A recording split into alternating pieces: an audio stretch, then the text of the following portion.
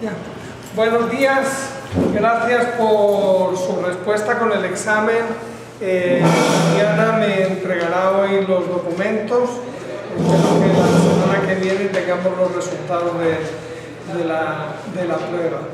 El día pasado nosotros comenzamos viendo algunas de las bases de datos internacionales, implementaciones de modelos de datos sobre el manejo de la biodiversidad, y hoy les voy a presentar el sistema de información que manejamos en el Instituto Jardín Botánico de Mérida, que pues lleva la friolera de casi 30 años de trabajo, aunque la versión que nosotros estamos ahora trabajando, como ven, tiene una fecha desde el 2003 hasta el 2014, 11 años, que surgió como la iniciativa de la reunión de todos los herbarios de Venezuela, de la Asociación Venezolana de Herbarios, para proponerle en aquel entonces a FONACYT un proyecto de hacer una base de datos entre todos los herbarios sobre los recursos micológicos y de briófitos y plantas vasculares que están depositadas en los herbarios. Esta iniciativa no fue financiada y nosotros continuamos trabajando en el desarrollo de las bases de datos y del modelo de datos que sirve para el soporte de las tablas. Inicialmente se desarrolló en Microsoft Access y sigue siendo Microsoft Access el front-end de la base de datos, que ya se encuentra implementada en MySQL, que es un manejador de bases de datos relacionales mucho más robustos, ya que el volumen de la información que contiene estas bases de datos pues ya está alcanzando el 1.000.000 de registros entre todas sus tablas. Vamos a pasearnos por algunos de sus módulos de trabajo. Está separado en tres, digamos, front-end diferentes que manejan tres funciones básicas del sistema de información, que es la base de datos basada en taxones, el front-end que alimenta, digamos, los diccionarios de los nombres taxonómicos. Por otro lado, un front-end que da la vista de la bibliografía, y otro front-end que nos permite interactuar con la vista que tiene que ver con una base de datos fundamentada o basada en especímenes.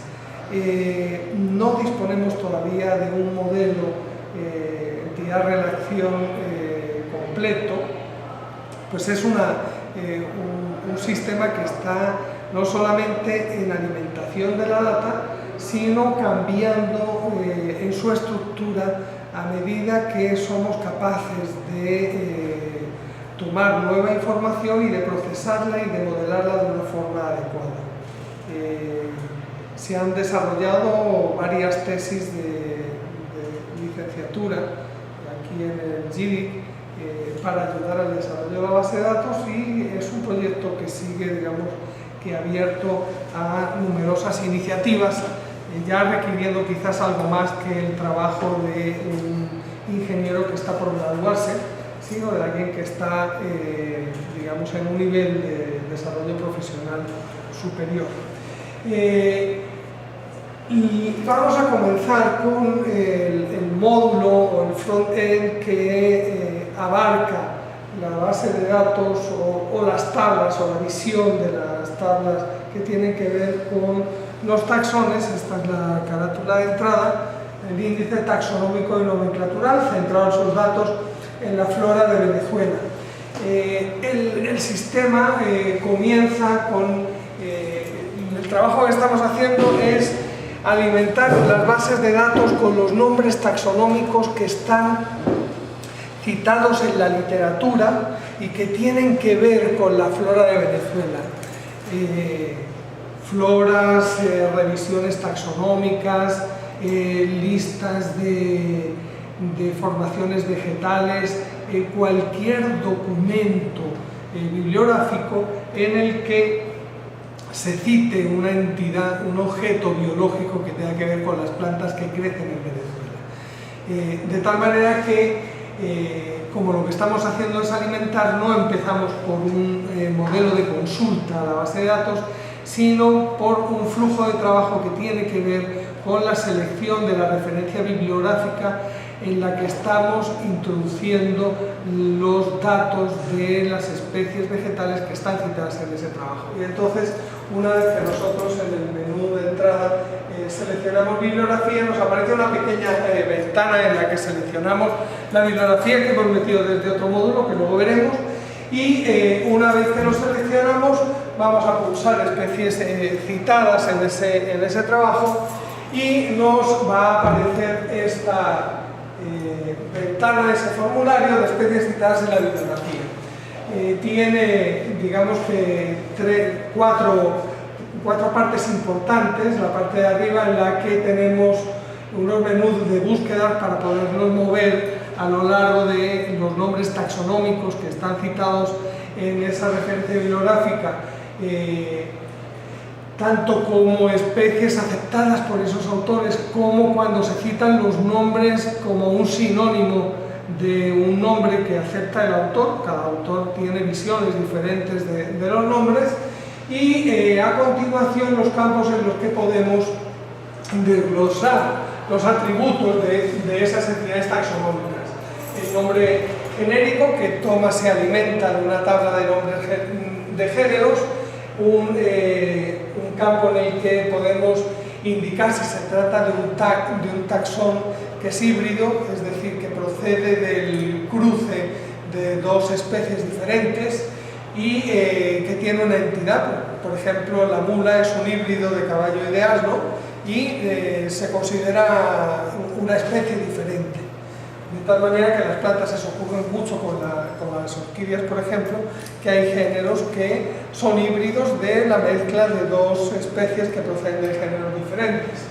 El epíteto, el descriptivo específico, la autoría, la categoría infraespecífica, si es el caso, si es una variedad, una subespecie, una forma, su restrictivo específico, su autor, si procede, la familia botánica, es decir, la entidad taxonómica de rango superior a género al cual el autor asigna este género, y aquí en gris nos aparece digamos, la asignación a la familia que el sistema, es decir, nosotros hemos caracterizado como la asociación este nombre de género y la familia. Puede diferir en algunos casos y en otros casos puede ser idéntica, pero nos interesa poder reconstruir después las referencias a las entidades taxonómicas como están en la literatura y poder tener también una visión propia de cómo es el esquema taxonómico de acuerdo a un sistema que nosotros hemos escogido. Un campo de notas, y después aquí tenemos dos asignaciones taxonómicas que son importantes de explicar. La mayoría de los sistemas en los que nosotros nos paseamos el día anterior consideraban los nombres como entidades únicas. Es decir, un nombre, y en general nosotros hacemos listas de nombres y variaciones ortográficas, de cómo se escriben los autores, si hay un espacio después de las iniciales, si se pone un punto o no se pone un punto, todos esos cambios ortográficos que se engloban dentro de una labor que es la normalización. Y esa normalización, como decíamos en otra ocasión, solamente podemos estar seguros que refleja nuestra ignorancia. Es decir, cuando nosotros tenemos una lista muy uniformizada de las cosas, podemos, no siempre, podemos estar cometiendo generalizaciones que no son ciertas. En mi opinión y en la opinión de muchos de los que trabajamos en bases de datos con biodiversidad, uno tiene que preservar la integridad de la data tal y como está citada en la literatura. De tal manera que nosotros establecimos en esta base de datos dos niveles de asignación nomenclatural, por así decirlo. Una primera que es este nombre como está escrito textualmente se asigna a un nombre normalizado, de tal manera que nosotros no perdemos la información original. La información textual queda tal y como es y nosotros se la asignamos a un taxón, a un nombre correctamente escrito, al cual podemos acceder pulsando el botón que dice nombre correcto. Y después tenemos la asignación a un nombre que podríamos denominar como nombre aceptado. Ese es el nombre que acepta una concepción particular y siempre esa concepción particular está soportada, esa opinión, en una referencia bibliográfica.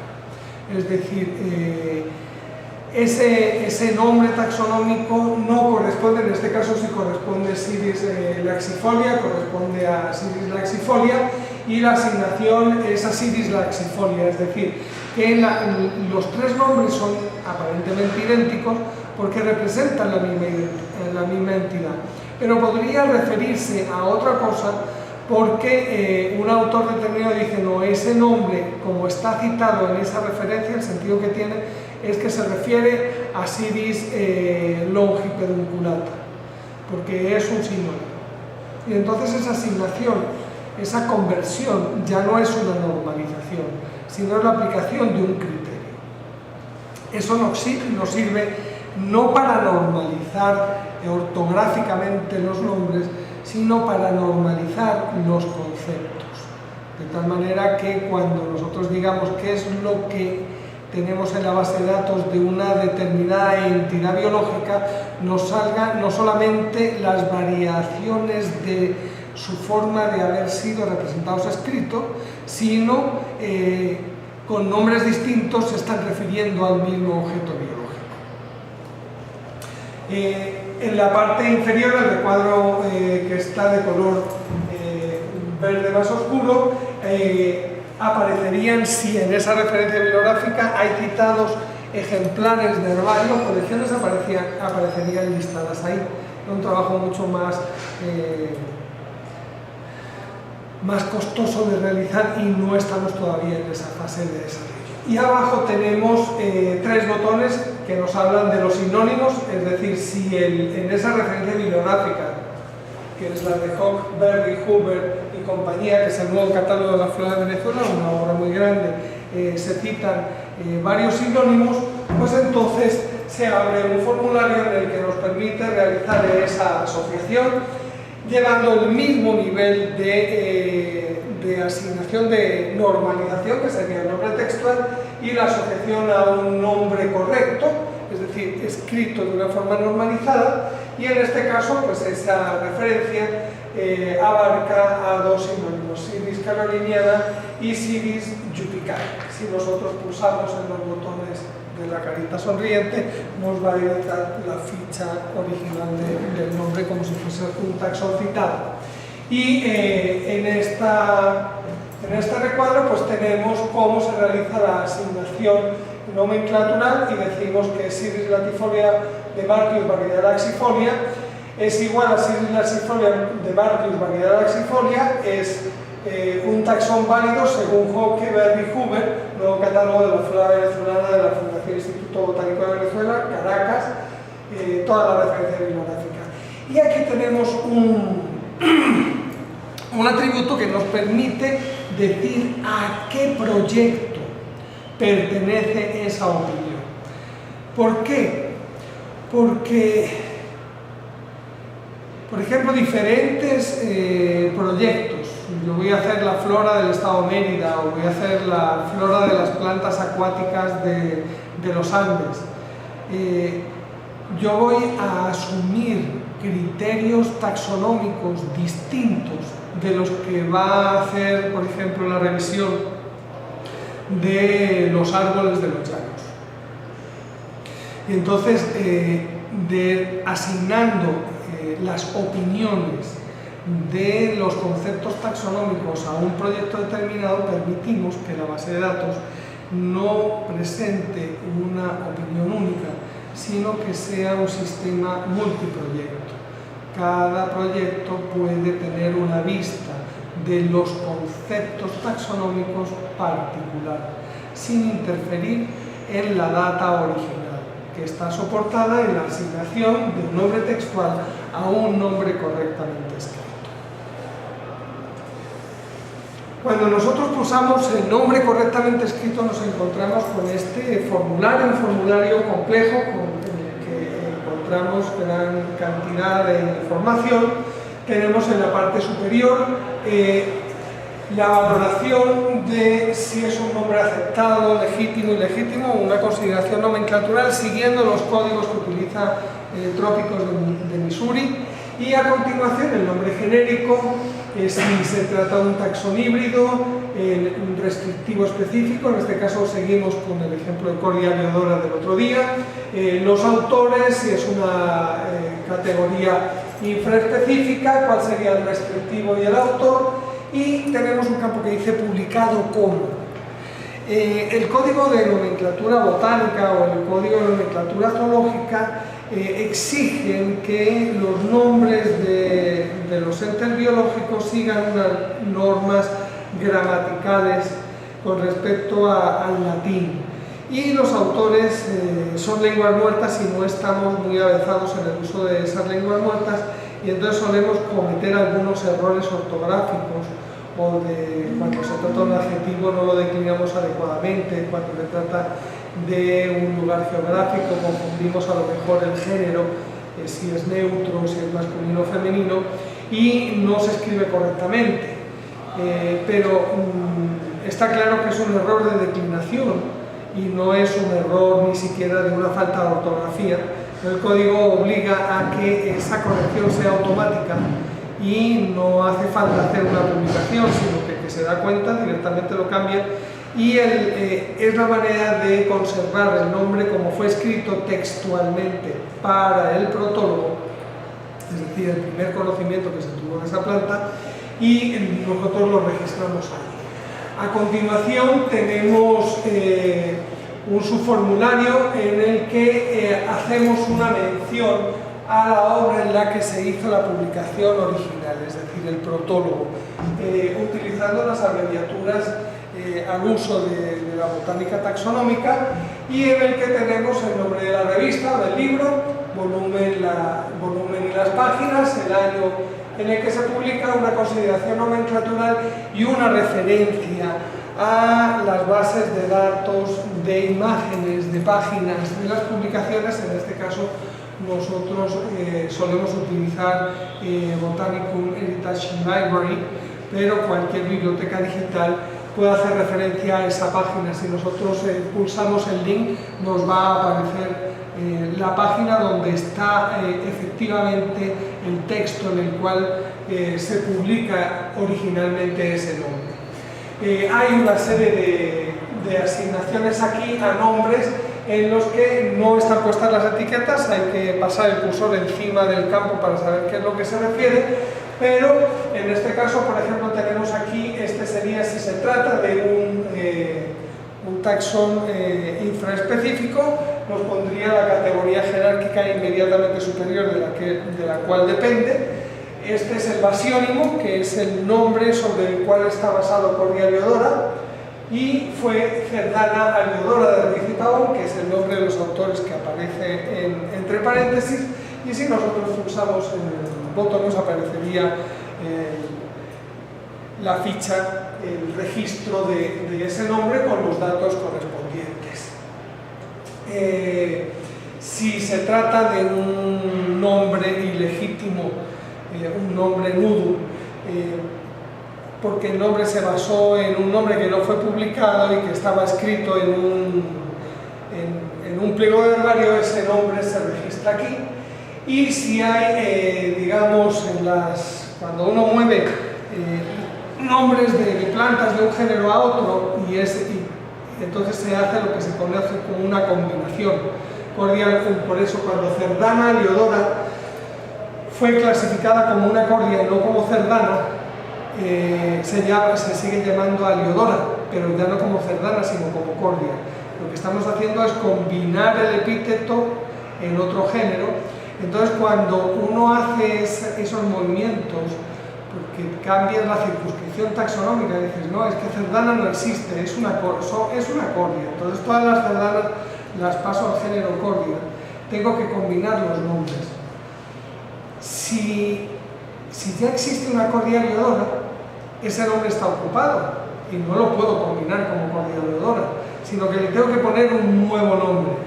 Entonces ahí es donde nosotros colocamos cuál es un nuevo nombre de, porque ya no se trata de una combinación, ya no le voy a cambiar el aleodora por otro epíteto. Entonces ya no es un basílimo, sino que se lo coloco aquí, y aquí coloco cuál es el nombre que hace que yo no pueda colocarle la combinación natural. De tal manera que ahí está toda la información que me explica por qué ese nombre es ilegítimo, es inválido o es un nombre aceptado correctamente por las normas del código, y me puedo mover a todos los registros que están involucrados en la explicación de la validez o no de ese nombre desde el punto de vista de las normas de nomenclatura.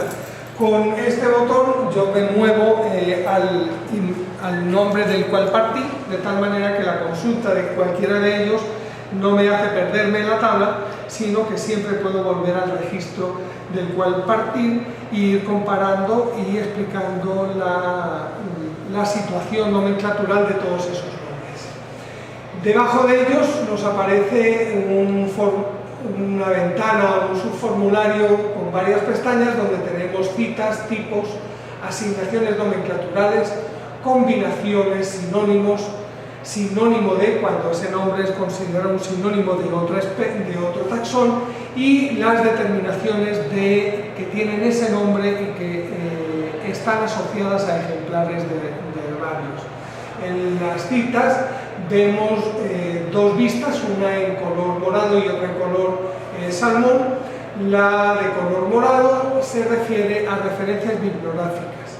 Tenemos que ese nombre está citado en Pittier, en el catálogo de Pittier de 1945, en la Flora de Margarita de Hoyos de 1985, en la Flora del Ávila de Steyer Mary Hoover del 78, en el catálogo de la Flora de Venezuela de Hopkins Berry del 2008 y en Steyer Berry y Holst de la Flora de la Guayana venezolana. Hay más referencias bibliográficas que nos están viendo, habría que correr la línea, y nos fijamos también que en cada una de estas referencias el nombre cordia leodora está escrito de manera diversa.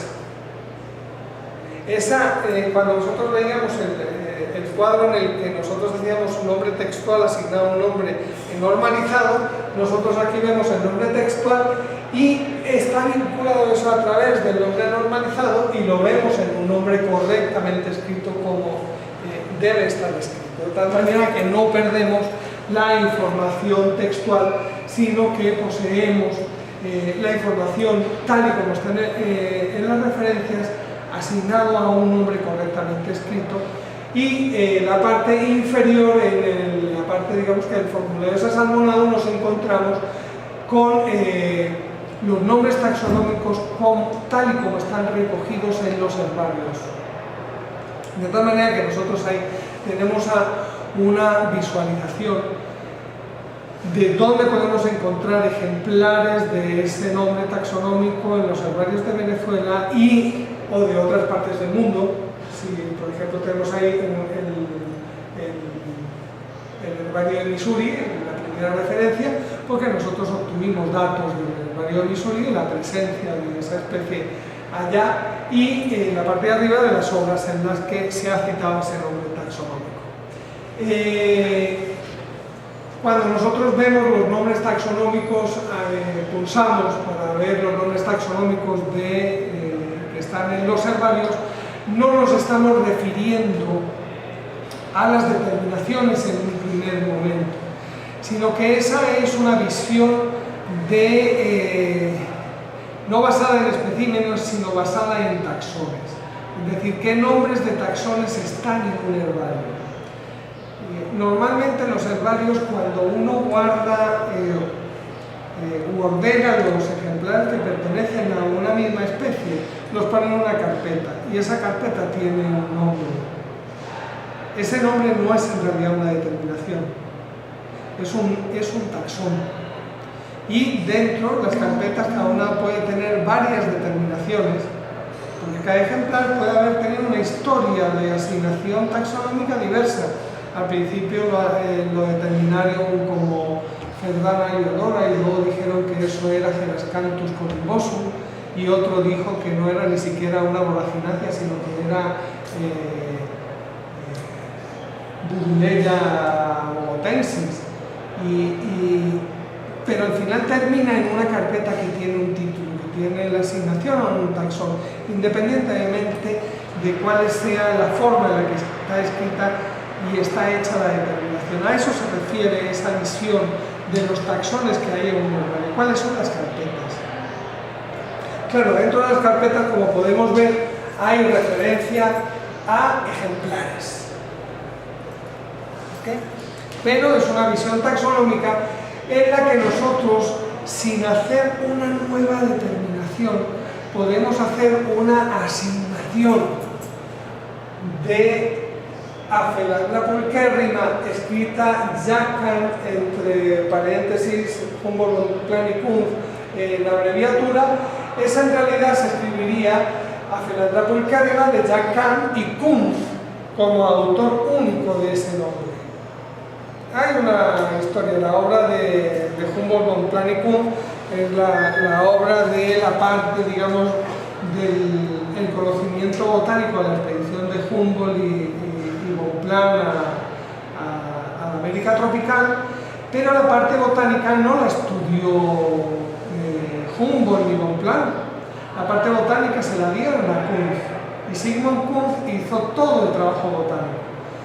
Durante mucho tiempo se asignó la autoría de las plantas que surgieron de esa expedición a Humboldt, Bonpland y Kunz, pero en realidad estudios posteriores dijeron, no sé, quien que trabajó con la botánica fue Kunz. Humboldt y Bonpland colectaron las plantas, pero no hicieron nada, no son responsables de la opinión botánica del resultado, sino que el responsable, el autor, es Kunz. Entonces, hay un cambio de la forma en la que se considera, pero en las referencias de las carpetas está puesto como Jackan HBK y ahora mismo la normalización, la concepción es que es de Kunz. Y entonces nosotros no estamos aquí cambiando la determinación de los ejemplares que están dentro de la carpeta, pero sí estamos haciendo una generalización taxonómica nomenclatural en función de esa asignación. No estamos alterando los objetos pliego que hay en el herbario, sino estamos actuando sobre el taxón que representa la carpeta donde están esos pliegos. La historia de por qué, si yo realizase ahora la base de datos, yo no haría esta visión de los taxones, pero fue la visión original con la cual comenzó, digamos, todo este proyecto en Venezuela. Yo empecé el proyecto mucho antes de llegar a Venezuela y incluí esta parte porque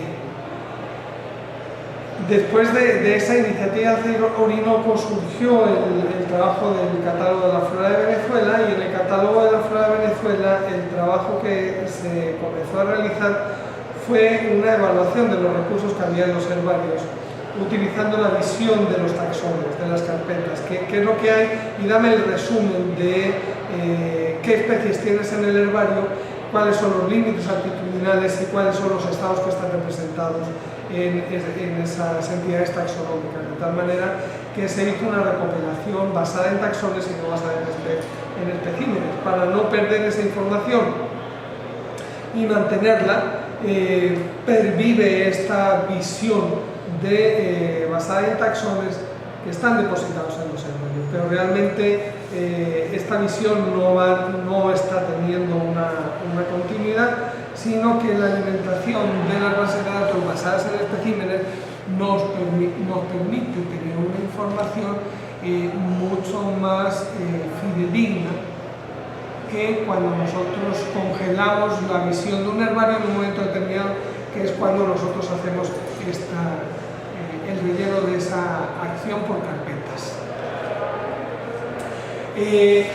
Después de citas, tenemos los tipos donde reseñamos el ejemplar de herbario sobre el cual se asignó originalmente ese nombre y se le pone la categoría. En este caso tenemos que el tipo nomenclatural está en Berlín, es el holotipo, no tenemos el número de Berlín, la información a veces es fragmentaria, y procede de Perú, de Huánuco, y está cerca de Pozuco, y lo recogió Hipólito Ruiz y José Pavón, lo cual quiere decir que los isótipos están seguramente en el herbario del Real Jardín Botánico de Madrid, que será el siguiente registro, porque tenemos aquí el registro del holotipo y hay dos registros, seguramente el segundo registro sea el de Madrid. Cuando nosotros pulsábamos, como les decía antes, al link de la referencia bibliográfica donde está publicado el protólogo, aquí tenemos una vista de lo que obtenemos, que es en el Biodiversity Heritage Library. Tenemos Allgemeine Naturgeschichte für alle Stauben del profesor Oken, el volumen 3 en la parte 21, la página 1098, y ahí nosotros tenemos la referencia original a Cerdana aliodora, que proviene del género Cerdana, y la descripción que él ofrece en alemán. Este tipo de biblioteca digital, nosotros estamos ahora desarrollando una tesis de grado aquí en el TIDIC también, que le hemos venido a denominar servidores de páginas. Es un concepto, hay muchas bibliotecas digitales y nadie acuñó un término para definir esto, pero teníamos que buscar una palabra para decir qué es lo que hacen estos sistemas. Porque en realidad, claro, nosotros tenemos los documentos PDF que pueden contener una obra completa, un libro completo. Bajar un PDF es un trabajo, digamos, de computación, un trabajo de red grande, y siempre es mucho más ágil y fácil bajar una sola página y no 300 o 500 o 5000 páginas que pueda tener un libro. Bajas una sola imagen, es más rápido de bajar, y sin embargo pierdes la entidad de la página como formando parte de una obra, ¿no? Estos servidores de páginas lo que hacen es que ligan todas las imágenes de páginas que corresponden a una entidad bibliográfica definida, un capítulo, un libro, un artículo de una revista, lo unen en una tabla en la que dicen cuál es la secuencia de páginas y cuál es el carácter de esa página. En este caso están caracterizadas como texto, y las asocian a una entidad, que es la obra, y a otra entidad que sería la parte de esa obra que representa ese conjunto de páginas, con un visor que te permite navegar entre las diferentes páginas. Reconstruyes digamos la metáfora, haces una metáfora del libro real, sencillamente con un servidor de páginas en streaming.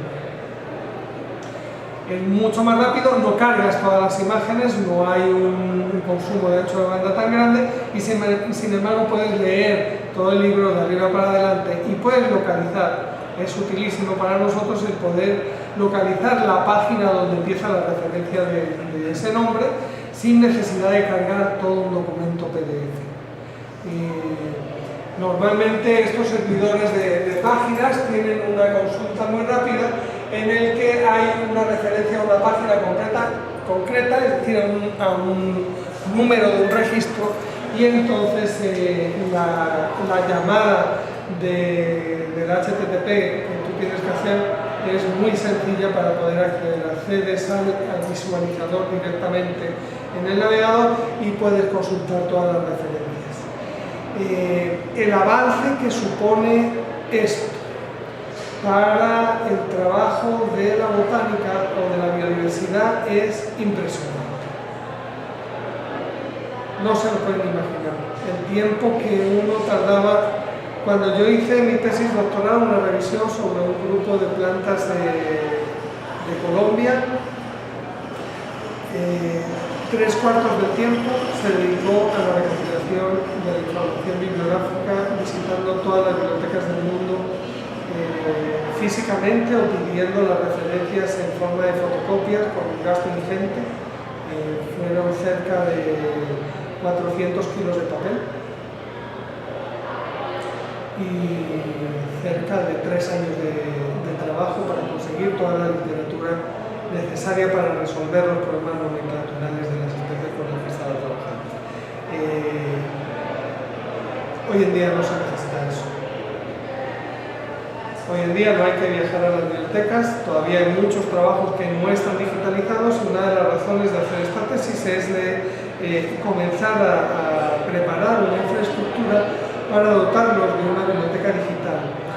No una biblioteca, no un grupo de objetos digitales, sino una biblioteca digital, en la que se pueda tener no solamente los objetos textuales o gráficos originalmente digitales, como pueda ser un ebook o una tesis o un trabajo que directamente está escrito de forma digital y que lo convertimos en físico cuando lo imprimimos, pero ya cada vez imprimimos menos cosas, y no es lo mismo esos objetos que ya en sí son digitales que cuando tenemos un acervo de objetos que tienen su entidad real en el mundo físico y que hacemos un proceso de convertirlos en objetos digitales. Es decir, esta obra es así como es. Bueno, cuando la publicaron no estaba amarilla y oxidada, ni comida por las cucarachas, ni siquiera con las notas al margen que el propietario del libro tenía. Es decir, que cada obra física tiene una historia diferente en cada biblioteca.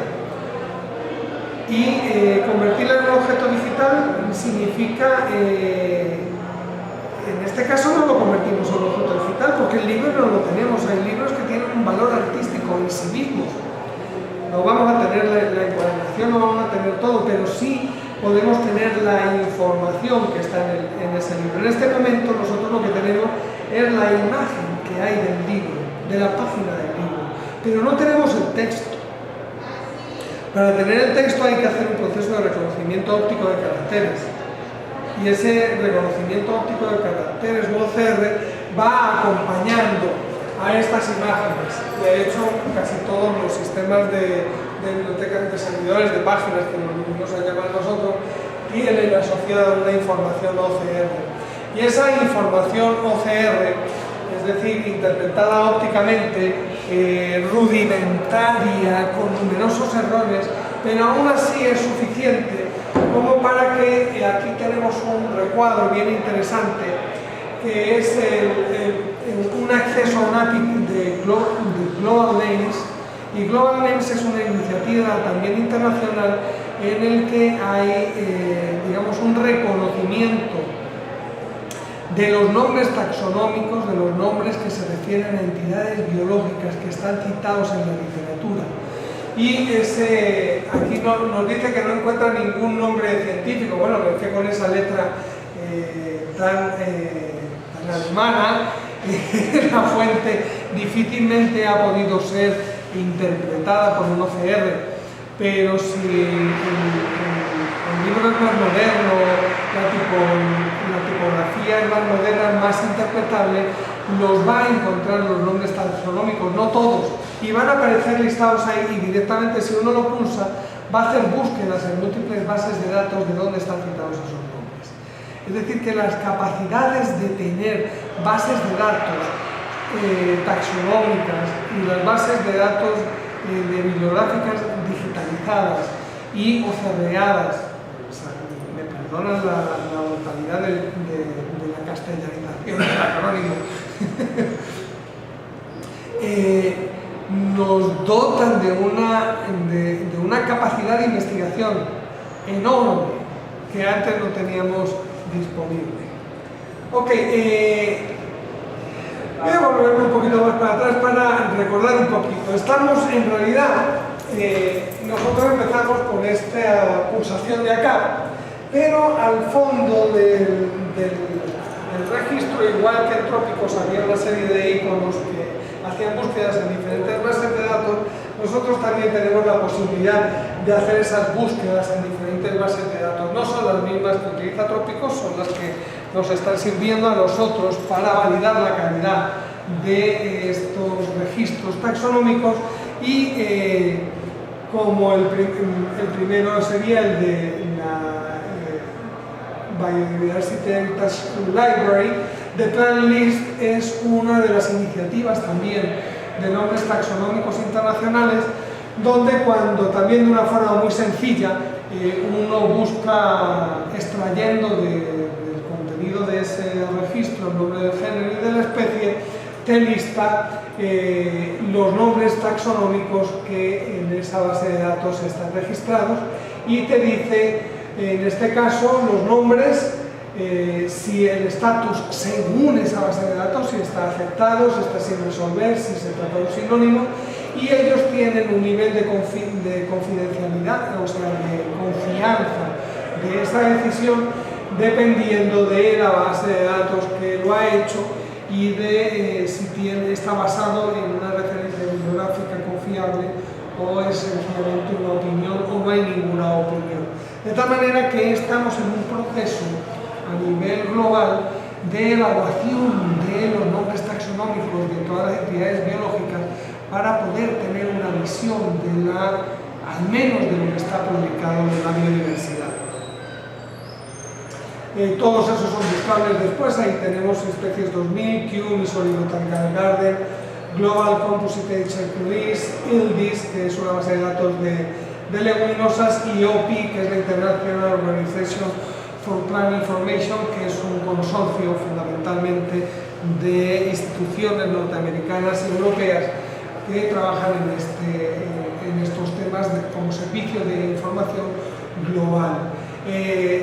Encyclopedia of Life es otra iniciativa que también pretende ser un compilador de información de diferentes fuentes. No es en sí misma una base de datos, sino que, igual que el Global Names, es un consolidador de información de múltiples plataformas y nos permite en este caso también buscar, en este caso como estamos buscando ejemplares, pues las peticiones de los ejemplares y podemos tener acceso a ejemplares digitalizados en diferentes colecciones del mundo que pueden servirnos para alimentar, corregir, verificar los datos de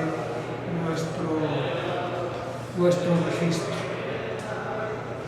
The International Plant Index, que ya lo vimos el otro día, que era una base de datos en la que están registrados los nombres del Great Can Index y del Index Kewensis, también lo consultamos directamente desde ese formulario. O otra de las iniciativas que hay es GStore, Journal Store, que fundamentalmente se dedicaba a la digitalización de obras en PDF de revistas antiguas de las bibliotecas norteamericanas y que pone a su disposición. La Universidad de los Andes paga el acceso, a veces no tenemos acceso.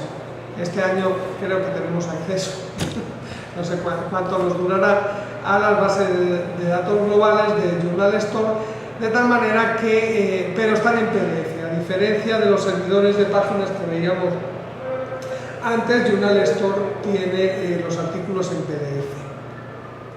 Podemos hacer, y de hecho en algunos casos hacemos una referencia a los artículos de Journal Store, esta no es la visión, ¿no? Pero no es la vista de esa parte de Journal Store. A un documento PDF, sencillamente ponemos el link al documento PDF, numeral el número de la página en la que queremos que abra, pero hay que cargar todo el documento PDF y que se abra en la página correspondiente con la demora consiguiente en cargar esa página. Pero Journal Store tiene una iniciativa que es Global Plans. Global Plans es una base de datos de imágenes de los ejemplares tipo. Ellos consiguieron tener acuerdos con más de 200 y pico herbarios del mundo. Les regalaron un escáner de cama plana invertida de alta resolución para poder escanear los ejemplares de herbarios sin dañarlos, y hicieron una base de datos común, y uno puede hacer búsquedas por los datos de nombre taxonómico, colector, de fecha, etcétera, etcétera, y aparecen las imágenes de esos ejemplares que son cruciales para la investigación taxonómica. Si uno no paga, no puede ver las imágenes de alta resolución, como es el caso nuestro en la Universidad de los Andes, pero en el país solamente los herbarios que hicieron este trabajo, que fueron 3 herbarios, tienen acceso a las imágenes de alta resolución mientras paguen la membresía. Es barata, son $500, pero no hay dólares para pagarlo. La última conversación que tuve con la curadora del Herbario Nacional Venezolano me dijo que ellos le escribieron una carta a Journal Store diciendo que no había posibilidad de pagar la cuota, y ellos lo dijeron sí que sí o que no, pero no les han cortado el acceso. Creo que todo el mundo comprende la situación terrorífica que estamos viviendo y les dejan seguir teniendo acceso, pero son solamente ellos. Para andar un poco más, uno de los links daba acceso a Botanicus. Botanicus es otro servidor de páginas, otra biblioteca digital en ese sentido de páginas digitalizadas que se consolidan como una unidad bibliográfica a través de una página de una base de datos y de un emulador de biblioteca en streaming. Botanicus es el equivalente al Botanicum Periodical Biodiversity Library, pero solamente con los fondos de Missouri Botanical Garden. De hecho, Missouri Botanical Garden es el fundador de Biodiversity Heritage Library, pero digamos, se parecen mucho las dos bases de datos, pero luego hicieron una fundación con más universidades y evidentemente la base de datos de Biodiversity de BHL es mucho más extensa que Botanicus. Pero nos sirve para ver un poco una vista de esas bases de datos bibliográficas en las que cuando uno hace una búsqueda por Cordia Biodora, en realidad no nos sale una sola referencia, sino que tenemos 13 referencias en una revista que es Anales del Missouri Botanical Garden, 6 referencias en Arlandoa, una referencia en The Assack-Wright Bulletin, una referencia en Botanical Museum Letters de Harvard University, 9 referencias en Botanicians Journal for Systematics, 5, tienen muchas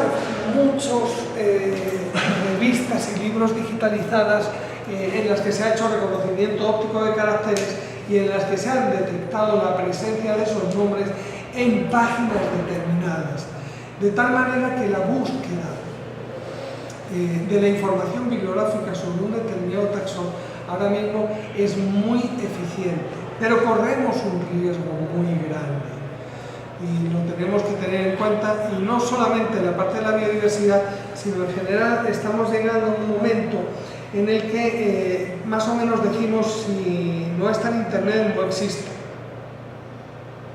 y eso no es verdad. Encontramos muchas cosas que antes a lo mejor nos hubiese sido difícil encontrar, pero cuando yo les hablaba de que fueron 3 años de trabajo, 400 kilos de papel, pueden imaginar la cantidad de horas que yo pasé en los estantes de las bibliotecas, abriendo revistas y leyendo artículos. Antes los investigadores utilizaban unas revistas que se llamaban Current Contents, en el que ese trabajo lo hacían lo hacían empresas que vendían current contents, donde se calificaban los artículos y se ponían a veces hasta los resúmenes. Pues ese trabajo hay que hacerlo a mano en las obras, ¿no? En las investigaciones en botánica. Hoy en día creo que ya muy poca gente hace esa indagación y se apoya en estas herramientas. Pero ¿qué ocurre, por ejemplo, en el caso de Venezuela? Hay muchas... ¿qué está digitalizado? Está digitalizado lo que hay en Missouri, lo que hay en Nueva York, lo que hay en Chicago, lo que hay en Londres, en París, lo que hay en Madrid, y no todo. Cuando nosotros leemos las noticias de que Google está digitalizando las bibliotecas y los editores y se ponen como locos y quieren evitar que digitalicen todo, ¿por qué? Porque pierden el negocio. Lo cual es justificable, o sea, han vivido toda la vida de hacer ese trabajo y hemos pagado por ese trabajo. En vez de estar metidos comiendo polvo, leíamos current contents y nos vendían las revistas y nos las mandaban a las bibliotecas y daban trabajo a los bibliotecarios y a todo el mundo que tenían hijos y que... O sea, esa es la vida normal. Y llega Google y cambia el modelo de negocio. Y entonces nos ponemos como un diablo y decimos, no, que no digitalicen más, que no hagan nada más, ¿no? O que digitalicen, bueno, está bien que digitalicen, pero que no lo pongan en internet, porque yo todavía tengo derechos a seguir vendiendo esa información, si usted la quiere, ¿no? Entonces hay una parte de esa digitalización que está pública, la que no tiene derechos de autor. La que los derechos de autor todavía siguen vigentes. Si usted entra por Google, le va a dar una muestra de lo que tiene y le dice busque la biblioteca más cercana o cómprelo en Amazon, pero no te lo muestra. Pero lo que sí tiene, sí te lo muestra. Y lo que ocurre en Venezuela, por ejemplo, en Colombia, en Perú, en Bolivia, en general en toda América Latina, es que la producción científica que se ha realizado no está digitalizada. Es decir, que nosotros no vamos a encontrar ni Pitieria, ni Acta Botánica Venezuelica, ni Ernstia, ni Interciencia digitalizado. Podemos encontrar los últimos números de la revista, porque como ya no hay plata para publicar en físico, pues se está publicando solamente en internet, en los repositorios institucionales. Pero la historia, lo antiguo, los libros antiguos que están en las bibliotecas de Venezuela no están digitalizados, no están con reconocimiento antiguo de caracteres y no están reconocidos los nombres científicos de las entidades biológicas que están citadas en esas obras. Por lo tanto, si nosotros estamos trabajando en biodiversidad del trópico de Venezuela, no nos basta con lo que nos dé lo que tienen ellos, que lo dan gratis además. Nos falta un trabajo por hacer para poder tener la información que nosotros necesitamos. Por eso también estamos tratando de desarrollar un servidor de páginas que no es solamente tener la base de datos, sino tener todo el flujo de trabajo que nos permita convertir los elementos físicos en elementos digitales, interpretados, localizables y buscables. Ese es el curso. BHL sería, si nosotros lo vemos en la lista no de la búsqueda de un nombre taxonómico, sino en la entrada, digamos, cuando no es una página concreta, sino que es una búsqueda sobre un nombre taxonómico, también nos da una entrada diferente, que son los nombres científicos, pero podemos buscarlo por temas, por autores, por artículos, por libros, por diferentes formas, porque se trata de una biblioteca digital de objetos que no eran digitales y que ahora son digitales. Ese concepto, ese matiz es importante. Estos son bibliotecas digitalizadas, de obras que tenían una vida anterior en forma física. De tal manera que no hay un libro único, a veces la misma obra está digitalizada varias veces, porque uno es el ejemplar que tiene en la biblioteca de Missouri, el otro está en Nueva York, el otro está en Chicago, el otro está en París, el otro está en múltiples sitios. Y cada uno de esos libros tiene una peculiaridad. Unos tienen una anotación porque lo estudió, está en la biblioteca de fulanito y le hizo correcciones, anotaciones de él, y eso empieza a darle un valor adicional. Y por lo tanto la búsqueda no es tan sencilla, no es automática. Las bases de datos de trópicos, por ejemplo, hacen una búsqueda sobre el collation, sobre la referencia al volumen y la página y el año de la obra, y hacen una búsqueda, pero no buscan la página en sí, sino que buscan en la base de datos, tengo esta obra, tengo este volumen, tengo esta página, pero a veces si hay varios ejemplares no te resuelven una imagen, sino que te resuelve elija usted cuál de los ejemplares quiere ver. Nosotros estamos recogiendo la página concreta donde está el nombre, que registramos en la tabla de nombres taxonómicos. Otra de las bibliotecas digitales, quizás más oculta que las que hemos visto, es de HathiTrust. HathiTrust Digital Library tiene todas las obras de Google que están libres de derechos de autor. Si quieren buscar algo de lo que ha digitalizado Google en cualquier biblioteca del mundo, está ahí en HathiTrust. Y también permite hacer búsquedas por el contenido, por lo tanto podemos buscar las especies también ahí.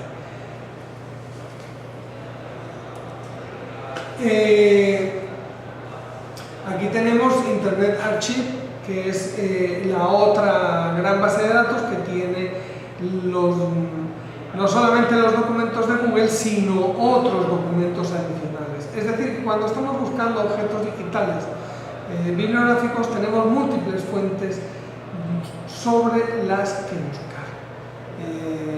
Hay muchas iniciativas, todavía no nos hemos puesto de acuerdo sobre tener una biblioteca mundial, pero no duden que en el futuro llegaremos a una iniciativa de estas características. Prácticamente estamos en puertas de estar, ¿no? Otra biblioteca digital importante para la botánica es Gallica, una iniciativa del gobierno francés donde ellos tienen claro, no solamente de biodiversidad, sino que están todas las obras de la cultura francesa y todas las obras que ellos tienen en sus grandes bibliotecas. Es una biblioteca digital que está en continuo crecimiento. Y una iniciativa que se suma por encima de Gallica es europeana que es, digamos, la iniciativa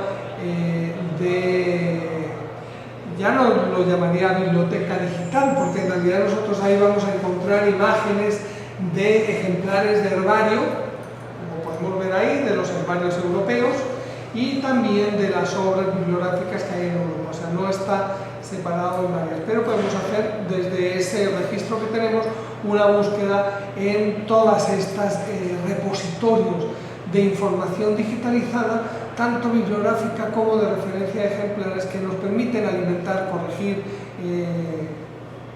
conocer lo que se tiene de esos nombres taxonómicos en estas entidades. Interesante sería hacer un recopilador, un consolidador de información para obtener conocimiento, ¿verdad? Solo es la biblioteca digital de la Universidad de Oxford, que, bueno, pues Oxford en sí misma es un mundo de conocimiento inmenso y también forma parte de los lugares de búsqueda para contrastar información taxonómica y bibliográfica sobre biodiversidad de Venezuela. De tal manera que hemos hecho un recorrido de todo lo que alimenta la corrección de este nombre. Esa visión de nombre taxonómico correcto, normalizado, no está afectando a los nombres textuales que están citados.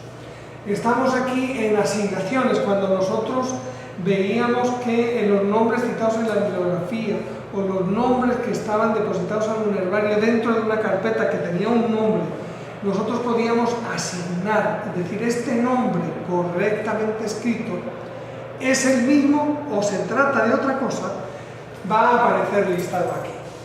Y aquí, por ejemplo, vemos que según Hockeberry y Huber, Cordial, Liodora, Ruiz y Pavón, Oken está mal aplicado, y que según Hocke y Huber el nombre es válido en otra obra.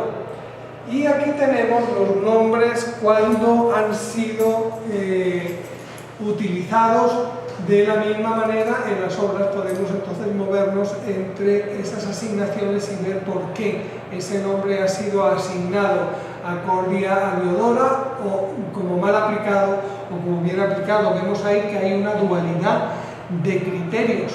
Es el mismo nombre, pero para una opinión está bien aplicado y para otra opinión está mal aplicado. Cada proyecto va a elegir una visión diferente, y es la razón bibliográfica, la opinión asentada en un tratado, la que define si ese nombre es un nombre que está correctamente escrito, que es legítimamente y válidamente publicado, que cumple todas las normas, pero para un autor sirve y para otro no. Y es el proyecto el que decide cuál es la visión que quiere.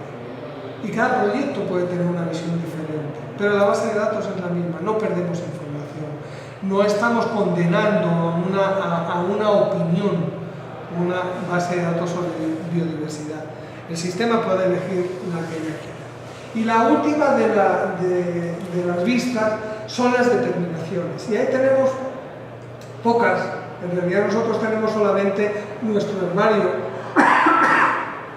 aunque ahí aparecen otros herbarios como el herbario de Liebig, o pueden aparecer herbarios como Missouri, como Nueva York, porque tienen ejemplares con información digitalizada de forma pública que nosotros podemos introducir en la base de datos. Pero fundamentalmente tenemos el herbario del Instituto Jardín Botánico, que es nuevo. ¿Y qué es lo que vemos? Vemos que, por ejemplo, aquí tenemos Adamo y López, 1979, 4 ejemplares diferentes, porque cada uno de los duplicados es un elemento de la colección. Y este ejemplar de Adamo y López está en el herbario nuestro MER y tiene un número de código. Pero este primero es un duplicado que enviamos al herbario de Liebig, y allá va a poder tener una historia de determinaciones diferentes. ¿Y qué es lo que vemos aquí? Las determinaciones, no la consideración de la última determinación, sino todas las determinaciones. Es decir, que un pliego que tenga una historia con 5 determinaciones aparecerá en 5 registros de un nombre correctamente escrito. Lo que nos interesa saber es que a ese ejemplar alguien en un momento determinado lo ha considerado como Cordia Liodora. Otra cosa es en un momento determinado qué ejemplares para el sistema son Cordia Liodora. Es decir, cuál es algo que nosotros ahora veremos, cuál es la consideración vigente de la determinación de un ejemplar. Eso es diferente. Entonces tenemos una opinión, una visión instantánea de la base de datos. Pero aquí lo que tenemos es que hay una etiqueta que dice este ejemplar es Cordia Liodora, aunque para otros pueda ser otra cosa. Aparecerá también ese mismo ejemplar en otros lugares.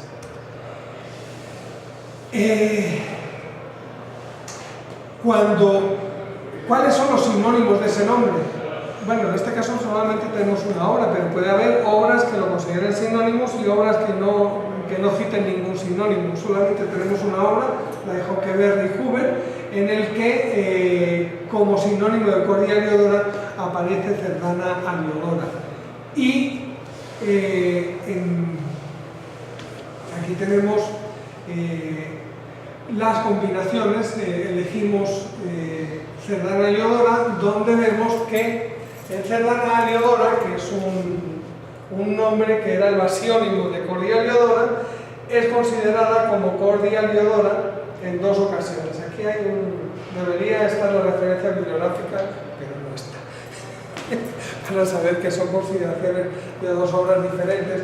Y aquí tenemos que es sinónimo de Cordia Leodora, que es lo que veíamos. Cerdana Leodora es sinónimo de Cordia Leodora según Hockenberg y Huber, pero puede ser sinónimo de otras cosas de acuerdo al criterio de cada uno. De tal manera que esa vista de la base de datos, esa vista de una base de datos basada en taxones, nos permite tener diferentes criterios, no solamente uno, no es una lista única, sino que hay muchos criterios y ahí los podemos recoger todos. ¿Cuál es el que vamos a escoger en un proyecto determinado? Es el que está recogido en las asignaciones nomenclaturales. Pero vamos a tener un diccionario de nombres taxonómicos correctos, verificados, con toda la información que se requiere para saber que ese nombre existe y a qué se refiere exactamente. Ese es uno de los requisitos fundamentales para poder hacer una valoración de la biodiversidad de cualquier lugar, poder saber cuáles son los nombres taxonómicos que se refieren a entidades biológicas, dónde están publicados, cómo se escriben correctamente y poder entonces normalizar todas las referencias de la bibliografía y de las colecciones a un solo nombre. Porque cuando tú tienes fuentes de información diversas, es un trabajo ingente, es impresionante.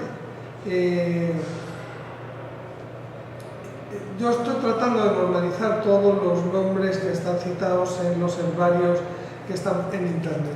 La lista son aproximadamente 180.000 registros. Los 180.000 registros, cuando uno hace una primera normalización de los nombres de los colectores, digamos una enumeración de los nombres de colectores singulares que hay, es decir, los registros únicos, puede haber 20 que sean iguales, pero los registros, o sea, las formas diferentes de estar citados los colectores dan alrededor de 75.000.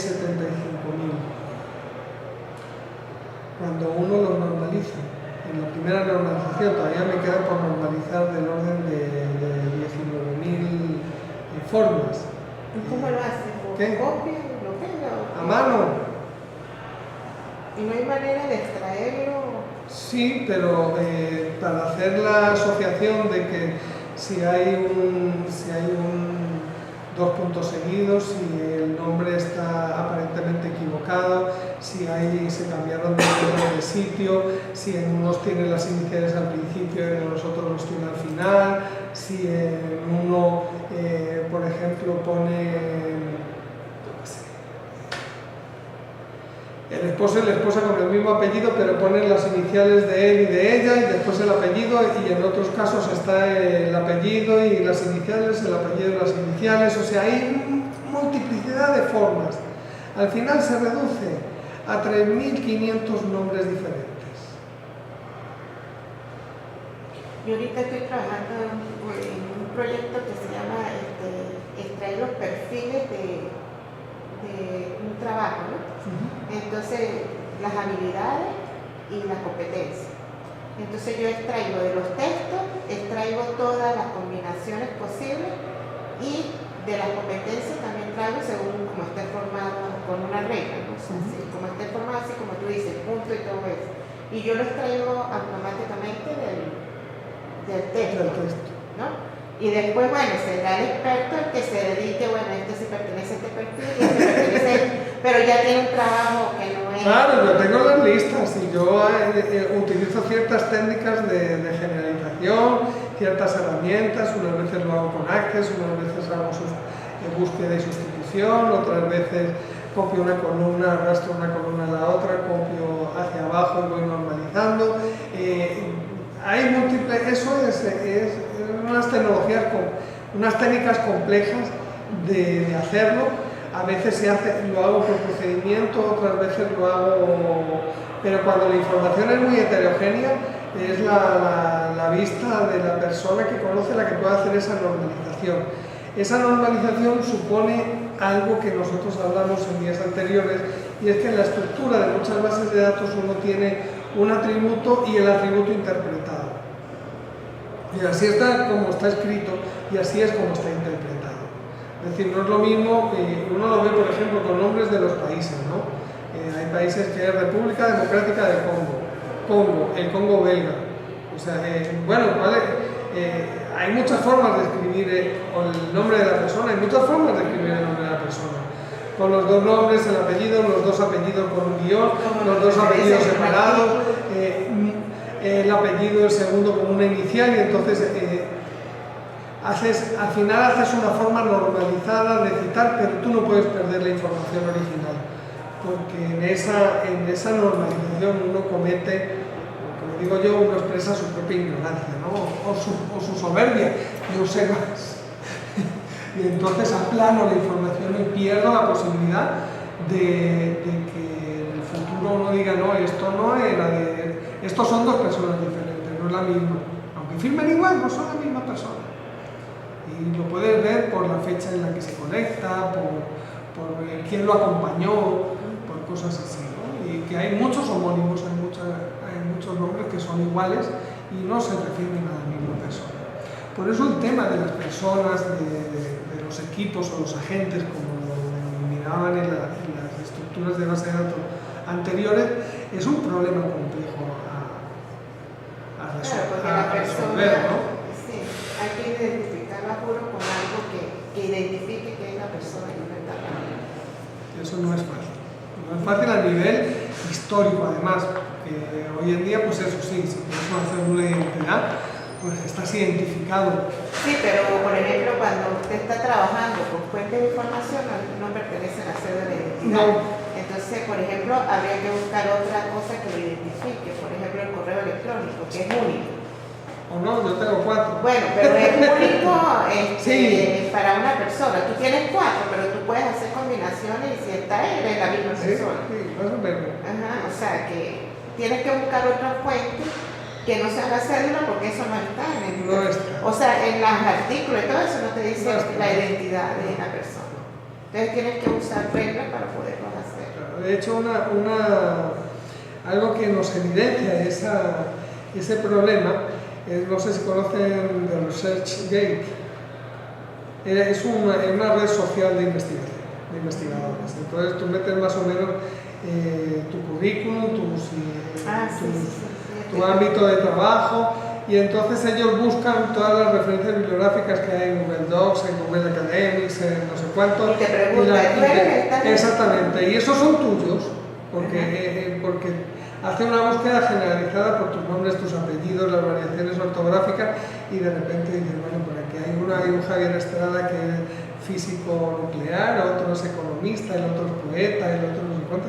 Y bueno, son muchísimo más productivos. No, y cuando usted publica un artículo ahí, ¿no? Ellos ven las referencias bibliográficas y después dice, tú referiste bibliográficamente a esta persona. Claro. Son iniciativas bien interesantes. Bueno, vamos a seguir con otra de los frontend, con otras de las misiones. Esta es muy sencilla. Es muy sencilla para nosotros, pero no es sencilla en sí. O sea, en realidad esta sería la fuente, el núcleo central de una biblioteca digital, que está por desarrollar. Por eso estamos desarrollando el servidor de páginas y tenemos paralelamente que desarrollar un sistema de información, una base de datos bibliográfica, de biblioteca adecuada. Taniana sabe mucho de eso, creo que tú estuviste en una conferencia que yo di en la Viacia hace años, que todo el mundo se molestó mucho porque les estaba quitando el trabajo a los bibliotecarios. Bueno, ya hemos llegado. Ya la biblioteca no existe. O sea, las bibliotecas están muriendo en el sentido clásico de la biblioteca, porque ya... la gente no va, ya la gente... No vas a la biblioteca. Sin embargo, lo que ocurre es que la biblioteca todavía no se ha revisado a sí misma, como yo les decía en aquella ocasión. O sea, ¿quién tiene que catalogar? Los usuarios. ¿Cómo que tienen que catalogar los usuarios? Pues los usuarios estamos catalogando. Porque son los expertos en uno mismo. Exactamente. En cambio, ellos catalogan un libro de acuerdo a unas normas, de acuerdo a un formato, y son personas que no han estudiado sobre esa área de ingeniería ni nada. No, puedes catalogar. era imprescindible en un momento determinado del desarrollo de la biblioteconomía. La biblioteconomía ha cambiado, igual que cuando yo planteo, bueno, vamos a seguir luego comentando sobre esto, pero de alguna manera hay que desarrollar más esta parte, y en realidad no la deberíamos desarrollar nosotros, sino que debería desarrollarse por parte de los biblioteconomistas que conocen el universo de los objetos bibliográficos. Esos objetos bibliográficos hay que ampliar el dominio del objeto bibliográfico a las bibliotecas digitales.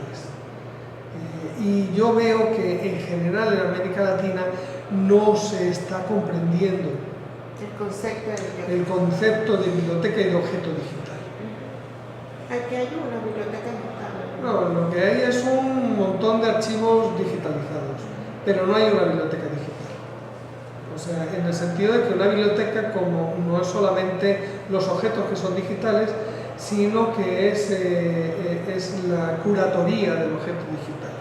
Y la curatoría del objeto digital no está hecha, no se conoce, no hay una... Por ejemplo, Venezuela no tiene ninguna asociación con DOI, y si quieres tener una biblioteca digital tienes que tener DOIs. Si no asignas DOIs no tienes objeto digital. Así de sencillo, o sea, por mucho que sea un archivo digital, no tienes objetos digitales. No son buscables en el mundo entero. O sea, yo me acuerdo cuando la biblioteca, ¿cuál es la norma, la Z0, ¿cuánto? 500, eso ya era Mac, ¿no? Ajá, y es un protocolo que permite el acceso a las bases.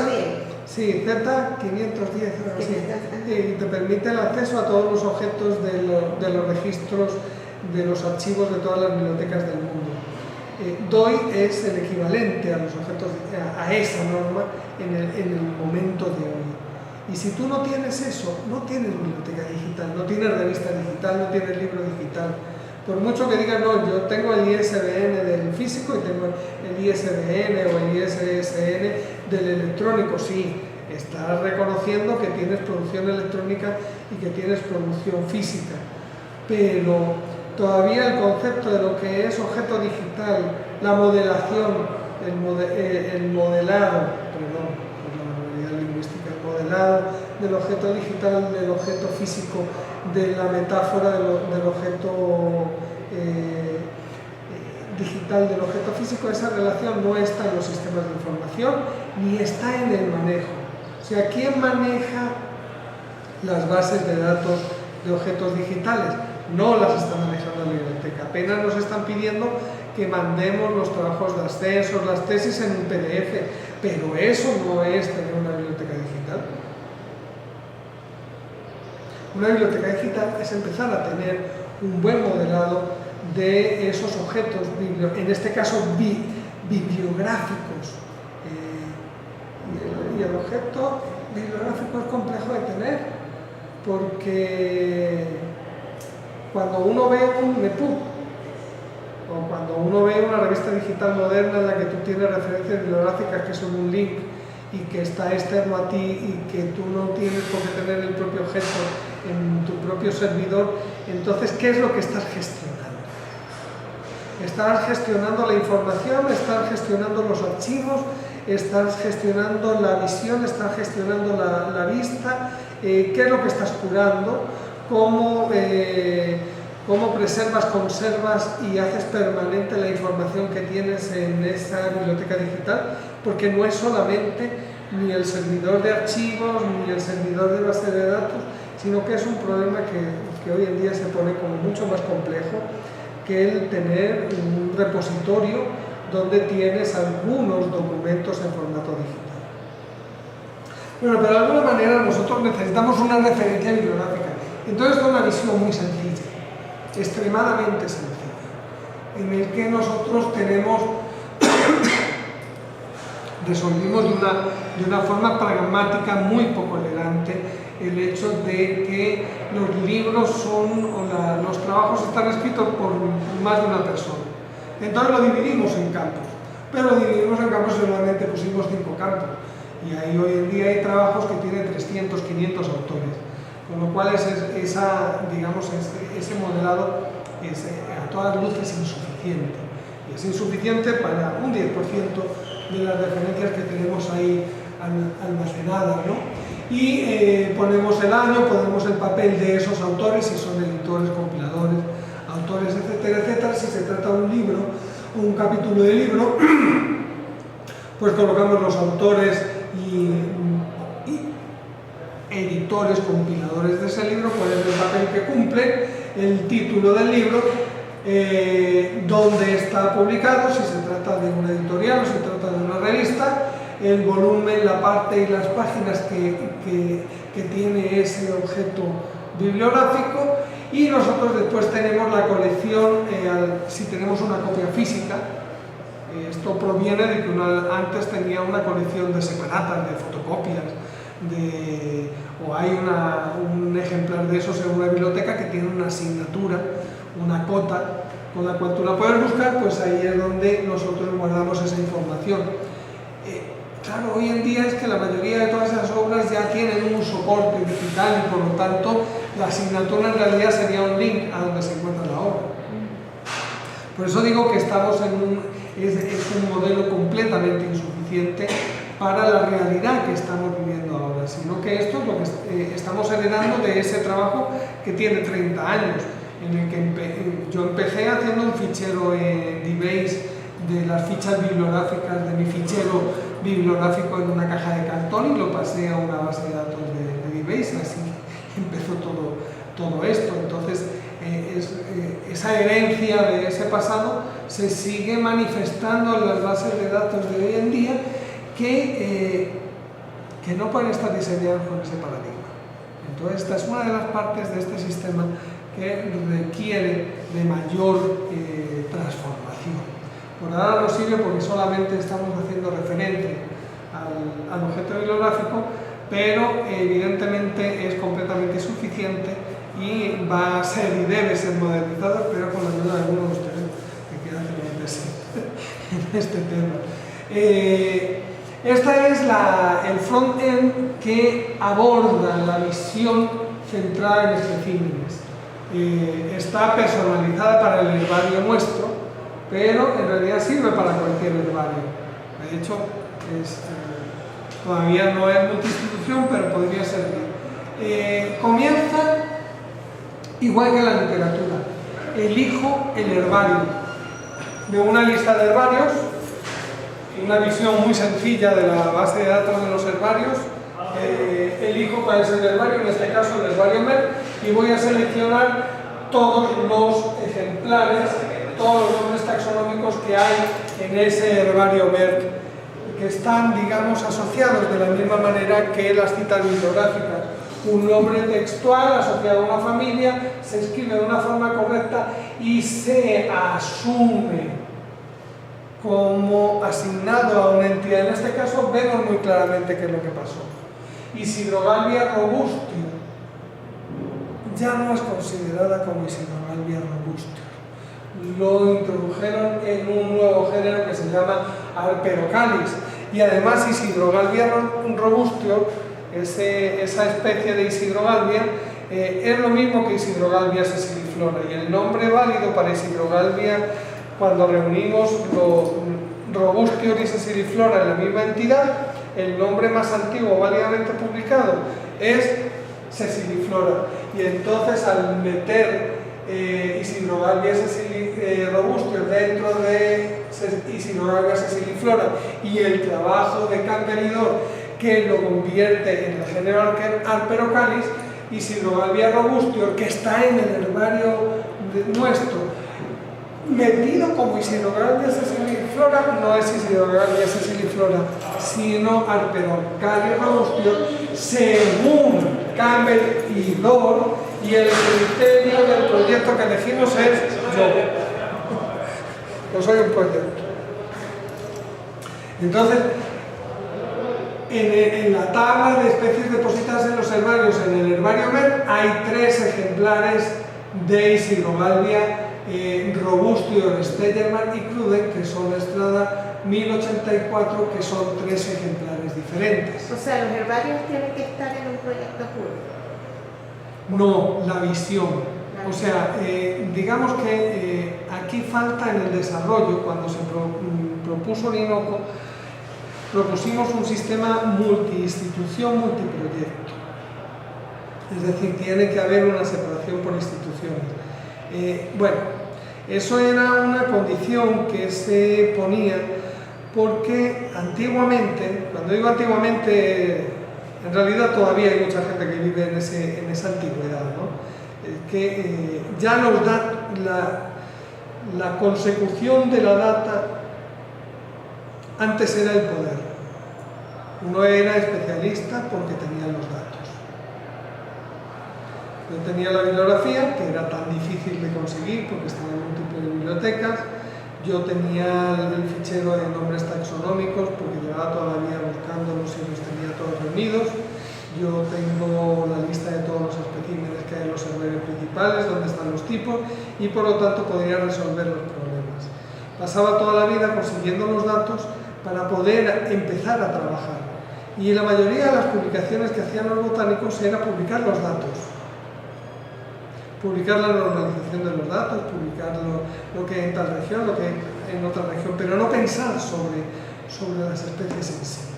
Y hoy en día, entonces los herbarios no querían dar la información, porque el poder o sea, no el poder, sí el poder, sino la capacidad de trabajo en un herbario dependía en que me tenían que venir a visitar, en que si no me visitaban no podían estudiar una región, en que yo podía describir las especies nuevas, porque yo las tenía en depósito.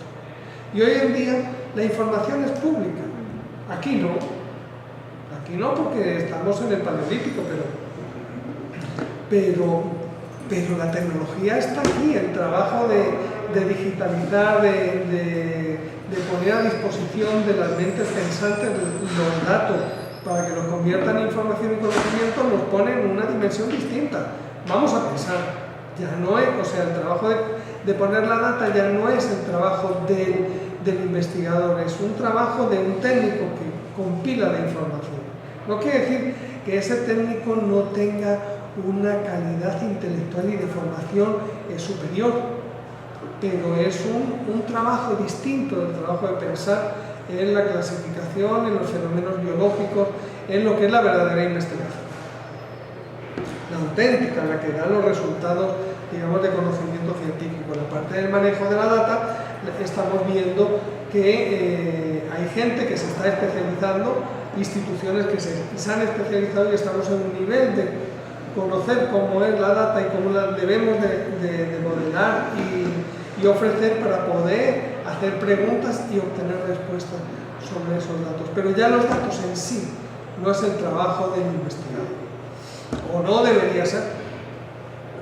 Entonces ya esa visión multiinstitución en la que tú te quedas con tus datos para ti, que era la que nos servía como para convencer a los otros 22 herbarios de que pusiéramos la data en común, es que no la voy a ver yo, la vas a ver tú solo. Y yo te voy a pedir prestados los datos para que yo los pueda ver cuando estoy trabajando.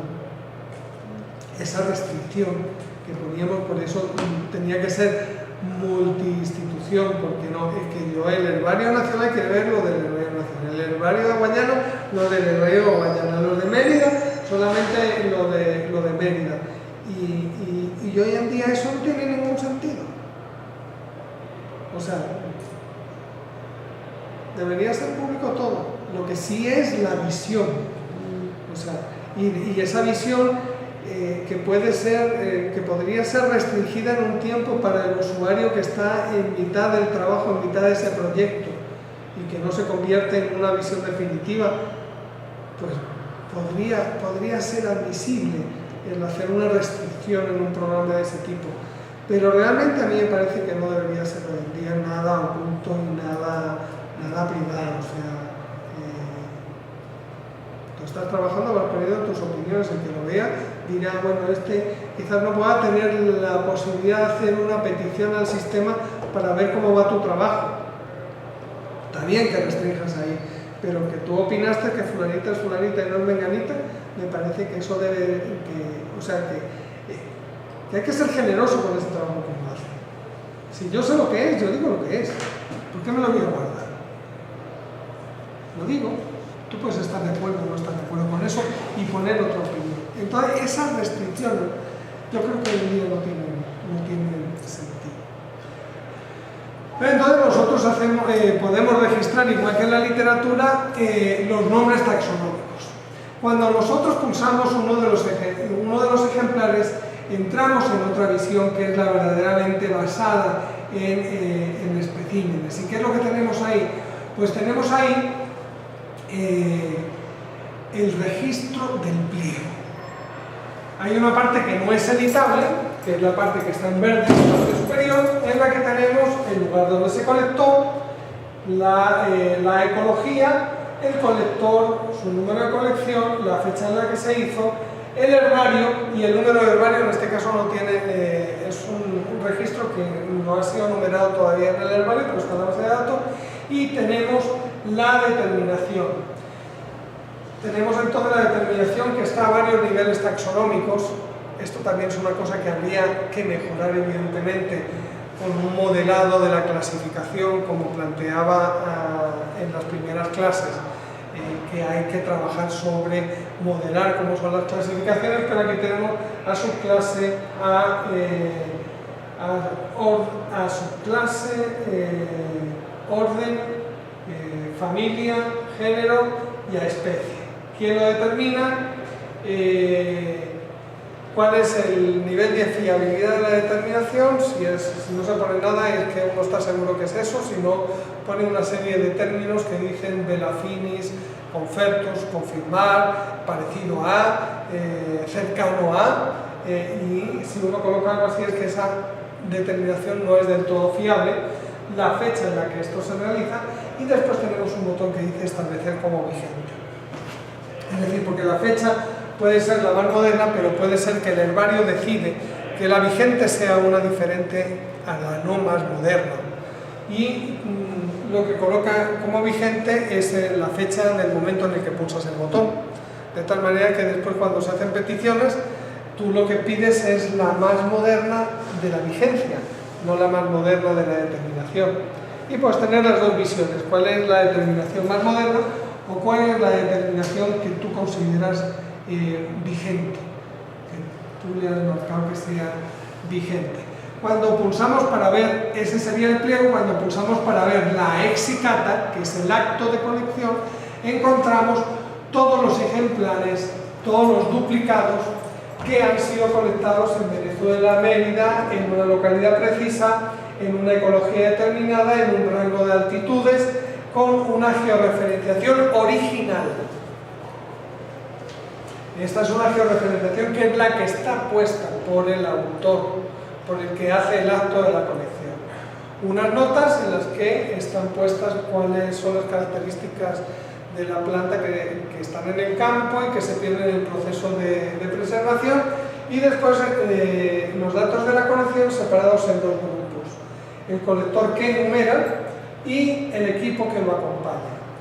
De esa manera facilitamos la búsqueda, y en realidad ese equipo también tendría que ser como los autores, separado en todas las personas, y cada uno cumple un papel diferente en el acto de colección. A veces todo el equipo es el que tiene una secuencia de numeración, y a veces es el primero de ellos el que tiene la secuencia de numeración, y eso no está modelado en nuestra base de datos, y en general no está modelado en ninguna base de datos de biodiversidad. La fecha en la que se realiza la colección, y después tenemos un subformulario con varias pestañas en las que la que vemos es la enumeración de los pliegos efectivos, que cuando pulsamos la carita feliz nos aparece el formulario que vimos anteriormente, en el que estamos asignando las determinaciones. Las muestras asociadas, cuando en el acto de colección hemos colectado, además de los ejemplares para el herbario, otro material vegetal para otros fines, en este caso muestras NFA que vamos a dedicar para estudiar anatomía, y si nosotros hemos tomado imágenes, en este caso son imágenes de un pliego, pero las imágenes pueden estar ligadas al dato de colección. Y en este caso no es un pliego de herbario como hemos visto a lo largo de todas las bases de datos internacionales donde nos presentan una imagen del ejemplar de herbario, sino que en este caso es la disección de una flor. Yo tomé una flor de ese pliego, específicamente de ese pliego, y la disecté, separé sus piezas, las fotografié, les puse una escala y entonces ahora cualquiera que quiera consultar la disección pues puede consultarla, no necesita volver a romper una flor, ahí está, están todos los caracteres que se necesitan para una revisión taxonómica. Sí, eso está en un sistema totalmente de escritorio, o sea, eso no está publicado. No, eso no tiene ninguna interfaz de consulta externa. Claro, o sea, esto lo he hecho yo soy biólogo, programaba en DBase, en Clipper, y cuando llegó la programación orientada por objetos, pues tuve que decidir si era botánico o era ingeniero de sistemas. Todavía no lo tengo muy claro, soy más botánico que ingeniero y me faltan evidentemente muchísimas habilidades. Me parece que cada profesional tiene que trabajar en su parte y uno de los objetivos de la colaboración que siempre he tenido con el GIDIC y de venir a dar este curso es seguir con esa colaboración de desarrollo que me parece que es, yo aporto un problema y ustedes aportan las soluciones o las estrategias para las soluciones. Y evidentemente muchas veces se pretende tener primero el sistema con acceso web y no sé cuánto y están huecos y vacíos los sistemas. En este caso yo siempre pensé que era más importante tener la data y después cuando la data puede ofrecer ya un resultado es el momento de ponerla a disposición del público. Nosotros estamos ya en el momento de poder dar un pasapalos, un abrebocas. La información que tenemos ya empieza a no ser un conocimiento total, pero sí de darnos a conocer la potencialidad de ese esfuerzo, de esa herramienta. Estamos intentando desarrollar una interfaz de consulta a la base de datos. Todavía no un sistema de actualización web. Creo que primero una consulta.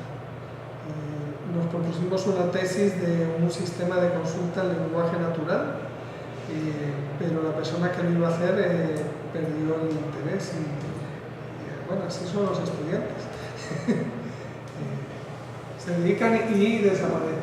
De tal manera que ese ejemplar, por ejemplo, pues tiene 2, 4, 7 imágenes de ese ejemplar. O sea, son fotografías, hay anatomía, se hizo anatomía del epidermis, de la lámina.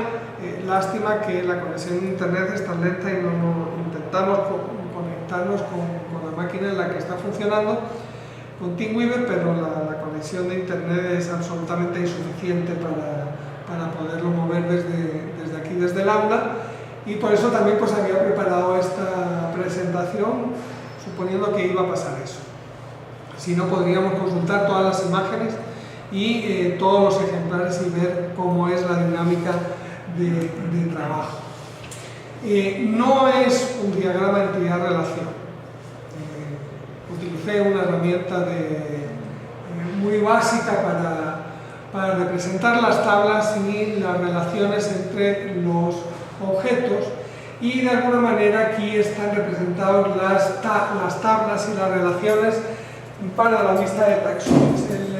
Si nosotros vemos, tenemos por esta parte de acá, ahora lo vamos a ver en más grande, aquí tenemos en el centro lo que sería la tabla de las especies, y las especies están relacionadas con la escala de clasificación.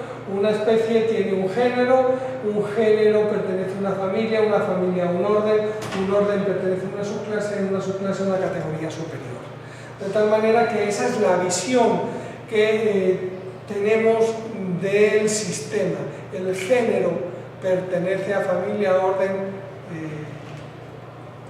subclase y categoría superior, y tenemos, por ejemplo, que los géneros pueden ser un género híbrido, y entonces un género tiene un parental que es un género y tiene un segundo parental que es otro género, y un género puede ser considerado sinónimo de otro, y entonces un género es sinónimo de otro género, y un género puede estar basado en otro género que se combinó de manera diferente, y entonces un género tiene un basiónimo que es un género. En realidad esto en una entidad relación tendría un diagrama, una forma de representación diferente, ¿no? Las especies, tal y como están citadas en la bibliografía, y aquí hay una apuntadora, un registro bibliográfico, o registradas en una carpeta de un herbario, y aquí nos ligaríamos con un registro de herbario, son consideradas como bien escritas y se relacionan con un elemento en una tabla de especies correctamente escritas, que habría que cambiarle el nombre, se llama especies aceptadas. Y las especies aceptadas evidentemente están compuestas ese nombre por un nombre de género, un epíteto específico, un autor, una categoría infraespecífica, si es un híbrido, un epíteto infraespecífico y un autor infraespecífico, y las notas. Los nombres taxonómicos pueden tener,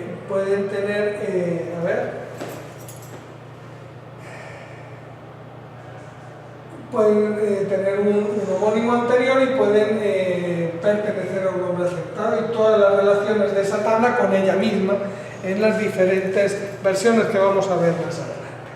Ok, si lo vemos aquí, esta sería la vista de la clasificación, en la que vemos la tabla de género, que tiene una familia, que tiene un orden, una subclase, una categoría superior, y la historia de su origen híbrido, el basiónimo del nombre, y si se trata de un sinónimo, cuál es el nombre del que se parte como sinónimo. En el caso de la parte de las especies, aquí vemos como una especie textual en un herbario o en una cita bibliográfica tiene una forma de escribirse correcta a través de la especie admitida, y como estas especies aceptadas pues tienen una serie de relaciones sobre ellas mismas. En el caso de ser una especie híbrida, cuáles son los dos parentales; en el caso de de ser una infraespecie, cuál es el taxón superior, es una especie aceptada, cuál es el basiónimo, cuál es el homónimo anterior, cuál es el nombre anterior, en los casos de cuestiones nomenclaturales de dónde procede ese nombre. En el caso de las especies, cuando nosotros asignamos un criterio taxonómico, las asignaciones lo hacemos a través de una tabla que denominé hace mucho tiempo nombres para catálogo. Habría que cambiarle de nombre para que represente realmente lo que está haciendo, que son las asignaciones. Y en esas asignaciones lo que hago es que digo, una especie textual es una especie aceptada según un criterio taxonómico. Pero yo puedo podría duplicar esta tabla aquí a través de especie admitida, y entonces diría un nombre que está bien correctamente escrito es otro nombre correctamente escrito según una referencia bibliográfica que incluye unas razones por qué yo digo que Isidrogalvia robustio es Arperocalis sessiliflora. Esta es la representación de esa relación a través de una tabla que sería la tabla de asignaciones, que ahí tiene el nombre de nombres para el catálogo, porque el sistema ha ido creciendo a lo largo desde versiones, digamos, no tan con una arquitectura basada en conceptos más sencillos. Y ha ido complicándose, pero como había un front-end que hacía uso de las tablas, era difícil cambiar los nombres de las tablas porque las referencias a las tablas ya estaban en los propios formularios, entonces implicaba cambiar todos los formularios. Entonces, para que siga funcionando el front-end, pues mantuve los nombres de las tablas e incluso los nombres de los atributos que deberían cambiar. Para eso necesito ayuda de un ingeniero que me haga todo ese trabajo y tengamos un frontend que sea más adecuado y más ágil, también más rápido de trabajar. Hemos ido construyendo como se construyen los barrios. Construyes la planta baja y dejas las vigas para el segundo piso. Cuando tienes planta, construyes el segundo piso y le pones la tubería por fuera. Y en realidad hace falta, digamos, tomar el modelo y construir todo de una forma más efectiva. Para eso necesito ayuda. La visión por especímenes la tendríamos aquí, en el que tenemos vamos a decir, el acto de colección, el que sucede en un lugar determinado, por una persona determinada, en un momento determinado, que colecta objetos, pliegos, en este caso varios pliegos, y estos pliegos son pliegos que son determinados, son asignados nomenclatural, son asignados a un objeto biológico, a un nombre taxonómico a través del proceso de determinación. Entonces, el proceso de determinación es la asignación de este objeto de museo, de este pliego, de este objeto biológico, a un nombre taxonómico, a una especie. En realidad no es una especie, puede ser una especie, una familia, un género, a un orden, a un reino, a cualquier categoría taxonómica, pero aquí estamos representando solamente la asignación a una especie. Y entonces, ¿qué es lo que nosotros tenemos? Que esta especie pertenece a una familia y pertenece a un género, es decir, a toda la cadena de las tablas de clasificación, que también necesita un modelado diferente porque es insuficiente, es una versión simplificada de lo que serían los objetos biológicos. Y las especies entonces pueden ser asignadas a una especie normalizada, como lo veíamos en la visión basada en taxones.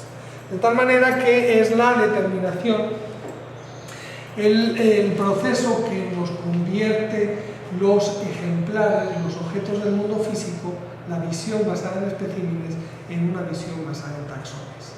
Si no tenemos, ¿qué es lo que ocurre cuando nos planteábamos digitalizar todas las colecciones de los herbarios de Venezuela? Pues que no teníamos una base de datos basada en taxones, no teníamos un diccionario de nombres correctos. Entonces el riesgo del aplanamiento de la información era enorme porque todo pasaba por la normalización. Había que igualar todos los nombres para tener todos los nombres iguales, hay que igualarlo todo. Y eso es una estrategia muy mala realmente para poder resolver ulteriormente las incongruencias sobre las identidades taxonómicas y sobre los objetos que son iguales o que son diferentes. Cuando nosotros vemos una de esas, yo les decía que hay una parte en el front-end de los especímenes que es la georreferenciación que aporta el acto de la colección en sí, el textual, el que proviene del cuaderno de campo del colector. Pero nosotros realizamos una georreferenciación subsiguiente en el que nosotros lo que tenemos es que la exicata, que es el acto de colección, a pesar de que tiene los datos de georreferenciación, tiene una georreferenciación que es adicional. Esa georreferenciación, porque hay muchos objetos que no están georreferenciados, que no tienen ningún tipo de ubicación geográfica por coordenada, y este trabajo se hace ulteriormente. Y cuando nosotros hacemos el trabajo de georreferenciación, puede variar de acuerdo a las exigencias del proyecto en el que estés involucrado y de las metodologías y de las bases de datos que dispongan geográficas para hacer ese trabajo.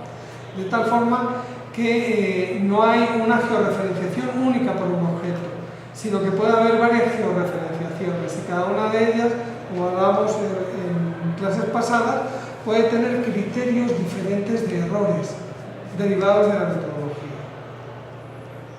Puede haber una georreferenciación rápida de alguien que diga, no, todo lo que ponga Mérida tiene la misma coordenada y lo meto ahí, pero yo le pongo el error que tiene.